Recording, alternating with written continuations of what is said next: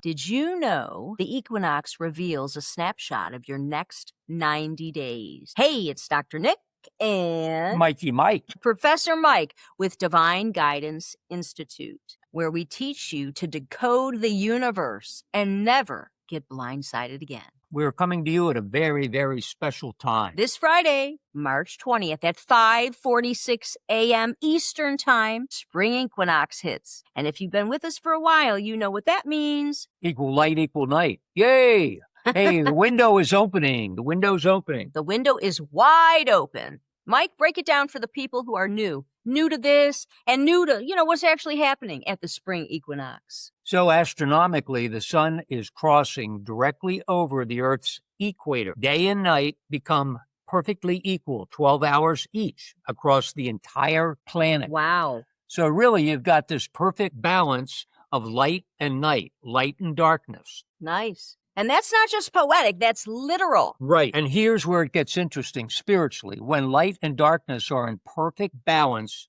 there's no shadows to hide in. No blind spots.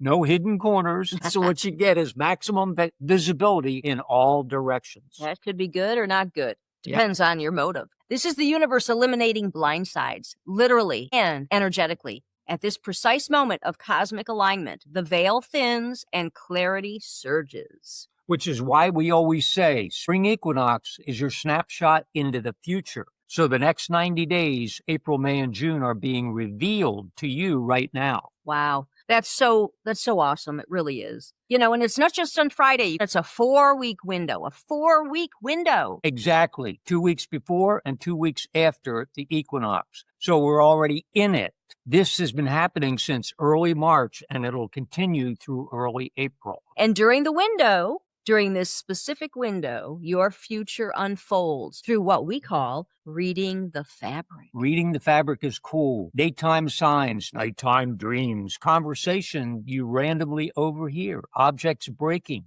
or appearing, maybe synchronicities, coincidence that refuse to be ignored. Wow. Dig that. The universe is interactive, folks. It's responsive. It's alive and deeply personal. And signs, dreams, they run on autopilot 24/7. The equinox amplifies them. Wow. So let me ask you this, Nick. We get this question all the time. How do you know if something is a sign or just maybe something that happened? Oh, great question. Here's the key. The universe doesn't take breaks, but during these windows, equinox, solstice, major transitions, the volume gets turned up. And more importantly, it's a sign for you when it's a coincidence or when it's something totally bizarre and it catches your attention. A bizarre event that catches your attention. It catches your attention because there's a message there for you. And it feels like it. Maybe you were even wondering about it. There it is.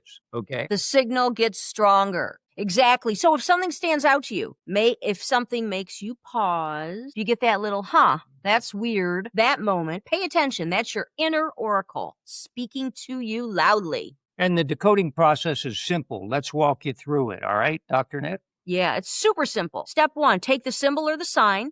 And what happened? What did you see? Step 2, quick word association. What does that remind you of, or what does it mean to you? What comes to mind immediately? Don't overthink it. Yeah, like quick word association. Yeah. Step 3, ask yourself, what was on my mind at that moment? What was I pondering? What question am I wrestling with? And then, boom, the answer comes in. It clicks. You know it. Yeah, that click is the knowingness. Let's give the people a real example. Cool. We've got a great one from this past week. Marcus, one of our students, rushing to an important business meeting. Nick? Big potential partnership. Lots of money on the table. Mm-hmm. He gets in his car, turns the key, and absolutely nothing. Completely dead battery. Quiet. No warning, no signs it was failing. Just dead. So he's got to cancel the meeting. Mm-hmm. He's frustrated, right? He's thinking, of course, this happens now of all times. He feels, slighted, numb and dumb. But here's where it gets good. Later that same day, he gets a call from a mutual contact who says, I heard you were meeting with so-and-so, and you might want to know that the guy has a history of fraud and bankruptcy. Oh, my God.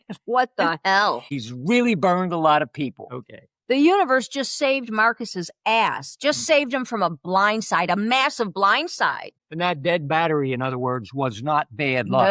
No. Actually, it's what we call protection. It was a breakdown that prevented a bigger I breakdown. love it. I love it. Yeah. And this is what people miss. They get so caught up in the moment, in the inconvenience, in the problem, that they don't see the gift. They don't see the gift that the universe is always working for you, not against you. Always, even when it doesn't feel like it's in the moment. But it is. We have another one. Sarah. Oh, wow. Different student, obviously. She was apartment hunting, right? She's looking at two places, two different places. One is cheaper, but something doesn't feel right. It feels off about it. She can't put her finger on it, but the vibe is weird. The other apartment is perfect. She loves it, but it's stretching her budget. So she's going back and forth, back and forth, back and forth. Logic says, take the cheaper one, but her gut says, no.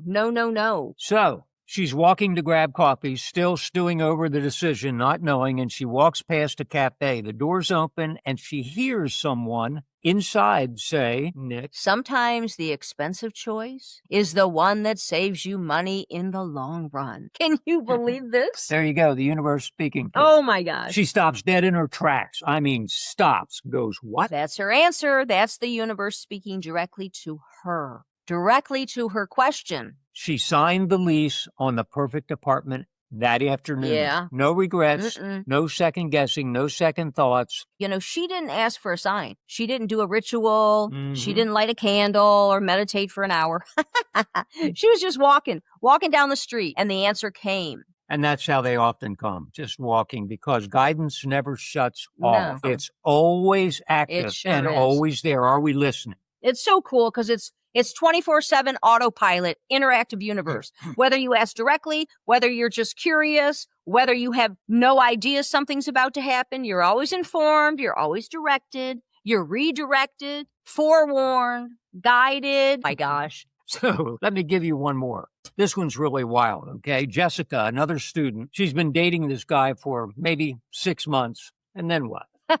He's a nice guy. Everything seems fine on the surface, but she keeps having this recurring dream. In the dream, she's trying to build a house. But every time she puts up a wall, the wall falls down over and over and over again. She's exhausted in the dream, completely frustrated. Right? Frustrated. I don't blame her. So she decodes it. Building a house. What does that remind her of? Building a future, building a foundation type of thing, right? Okay, Mike. And the walls keep falling. It sounds like a song. And the walls keep falling down. Nothing's stable. Nothing's holding. Nice. What was on her mind? Well, she's been thinking about moving in with this boyfriend. God, it's been 6 months. He's been hinting at it. And then the click happens. Yep, it always happens. The dream's telling her, you can't build a stable future with this person. The foundation isn't there. It's not solid. Wow. Mind-blowing, man. Yep. So she starts paying closer attention to the relationship. Sure enough, she notices things she'd been ignoring. He's financially irresponsible. He's lazy. He's dodgy about his past. There's red flags everywhere.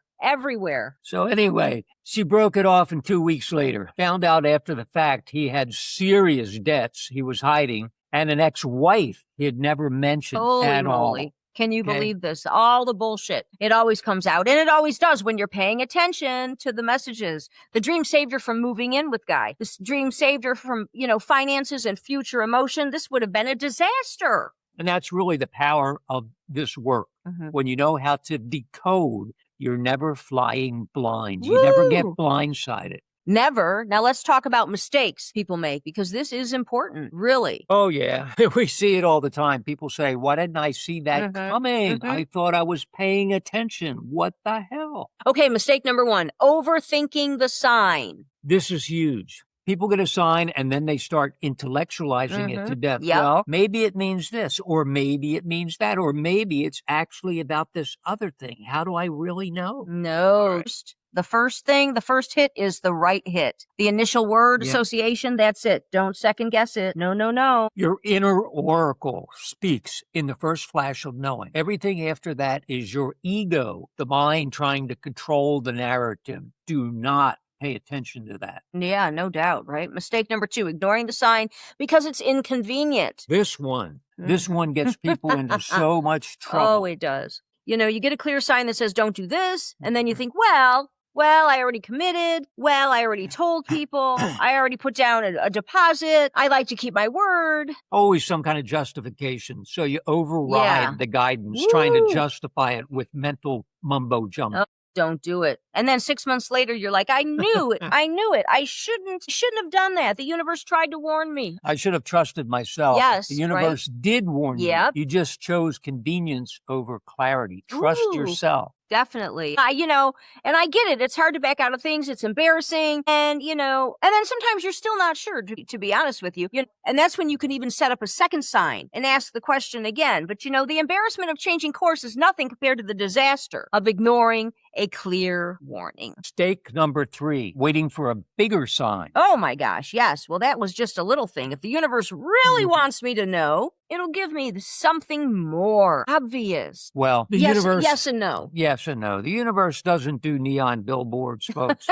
It does Well, whispers. sometimes it does. It does. Sometimes it does. I've seen them. Actually, it does whispers generally. It does nudges. Yeah. It does subtle redirects. If you ignore the whisper, you might get something louder, but the louder signs are usually more painful. I always say, follow the guidance, do it, or sometimes the universe does it for you and it's not too pleasant. And the dead battery is kinder than a fraud lawsuit, okay? Nice, right? There Period. you go. Exactly. Pay attention to small stuff. You won't need the big dramatic wake up. Hey. Mistake number 4. Only looking for signs when you're in crisis. Only looking for signs when you're in crisis. This is big. People think, I'll tune in when I really need the help, but that's not how this works. Well, the universe is giving you information all day long, all the time, every day, not just when you're in trouble, right? But constant. Yeah, Yes. It gives you that confirmation when you're on track and gives you, a notice when you're off track. And if you're only paying attention during emergencies, you're missing 99%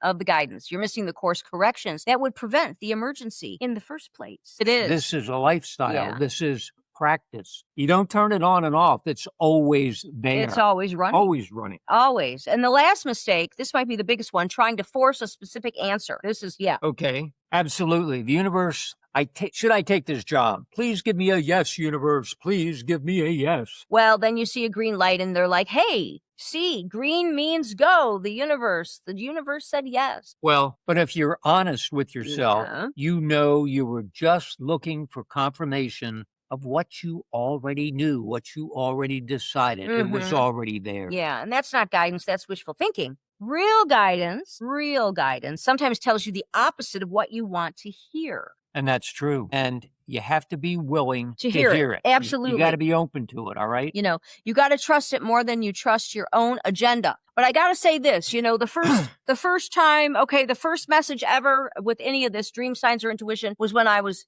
dating someone and it was a dream and it was when that's not what I wanted to mention. The next experience, I was on the mountain with God in a dream, but it was an experience. It wasn't like a dream. It was real. And I was so uncertain when I woke up what was true, what was real, that I knew to be quiet, talk to no one, and I had to ask for a sign every waking hour for a year to get my stability and to be certain. That's how uncertain I was because my whole belief system was pulled out from underneath me. So what I want to say is you can ask and ask again and ask again. And ask again, and you will be given the answer if you have a pure heart. Not if you're messing around like this is a game, but if you have true desire and sincere heart, you will always be shown the truth, and you can ask 50 times over just to be certain about something. And so it's really, this thing is so user-friendly. Wow. Wow. So, hey. Okay, so let's shift gears a little bit here. Let's talk about March specifically, because there's something really beautiful happening energetically this month in March. Nice. Spiritually speaking, March is the month of joy. Historically, if you go through ancient texts and whatnot, March is the month of joy. It's so interesting because everything is connected. Yes. Quantum entanglement, right? The month of joy and the month of spring. Renewal is underway. You can feel the vibe shifting. Absolutely. The earth awakens, seeds crack open, and so do we. I like to crack open. Okay. So what does joy actually feel like as a month? Long energy signature or what? Good question. Every month has its own signature, its own spiritual signature. December is charity. January is new beginnings. February is heartfelt love. March. What's March? March on is joy. But it's not surface level, happy kind of joy. Not at all. No, it's deeper. Soul level delight. The joy of emergence. Really of breaking through. Yeah. Busting through, cracking it open. Thinking about a seed that's been underground all winter. It's been dark and in the cold and dormant. And then March hits and something shifts. So the impulse to grow becomes absolutely irresistible. Yeah. And that push through the soil, that breaking into the light, that's the joy we're talking about. And that's what March feels like energetically. So it goes from night to light. It's the joy of becoming. Oh, I like it. Yes, not the joy of I've arrived, the joy of I'm on my way, the joy of possibility. And you can actually feel it in people, right? March energy is restless in the very best way. Oh, yeah. People want to start things. They want to clean their closet. They want to clean, do the spring cleaning. They want to shake off the heaviness of the winter. They want to clean out, all the old, making way for the new. Yeah, spring cleaning really isn't random. No. It's soul recall. I love it. Recall. Soul recall. Soul remembers. March is for clearing out the old, making space for the new. And here's what's really cool about the equinox happening in March. You've got the month of joy colliding with the window of revelation. Wow. Woo! That was nice. Yeah. So your future isn't just being revealed. It's being revealed through the lens of joy. Lens of joy. I like that. So the next 90 days are showing you where your joy will come from, really what needs to emerge and what's ready to break through. Wow. And, and what's blocking that emergence, what old stuff needs to be cleared out, needs to be released. Yeah. So you're getting the good with the good. Yep. So that's what the signs are really showing you right now. Yes. Today, in a moment. So pay attention to what brings you delight this week, what makes you alive, what makes you feel alive, what makes you want to move, create, build. Those are the breadcrumbs. Okay. And also pay attention to what feels heavy, what feels stagnant, what feels like it's holding you back, and get rid of it. Dump it. Yeah. For sure. Because March energy wants to release that. This is the month to let go. April, May, June, those months will be about growth, but you can't grow if you're still carrying dead weight from the past. So release, release, release. March isn't the clearing. The equinox is showing you what needs to go, actually. All right, let's get practical, because I know people are listening and thinking, okay, this sounds great. What do I actually do now? What do I do? Well, here's what you do. Let's talk about the equinox journal, all right? Cool. If you do nothing else this week, set up a little journal. Call it the Equinox Journal. That's cool. It's so simple but powerful, okay? And this is how you're going to track your data. Boom. So you need a dedicated notebook or document on your phone. Yep. Doesn't really matter. No. Just something you can access easily and readily. And starting today through April 3rd, that's your 4-week window, you're going to write. You're going to write down every sign you get, every dream, every weird synchronicity. That's interesting. Okay. Don't filter. Don't judge it. Really just capture it. Capture the data. Get it down. So let's say you're driving to work and a billboard catches your eye. You write that down. And what did it say? What stood out? What was that quick word association? Or you have a dream about flying. Write it down. All the details that you can possibly remember. Nice. Or you overhear a conversation in line at the coffee shop or at the office. Write that down. And here's the format we recommend. 3 columns. 1, 2, 3. Boom, boom, boom. Column 1, the event. What happened? Just the facts. Yep. Column 2, word association. Yeah. In other words, what does this remind you of? First thing that pops into your head. Put it down. Yep. Column 3, what was on my mind? What question am I pondering? What's going on in my life right now? And then underneath, you write the message. In other words, what is this telling me? So you have it. Sometimes the message will be crystal clear.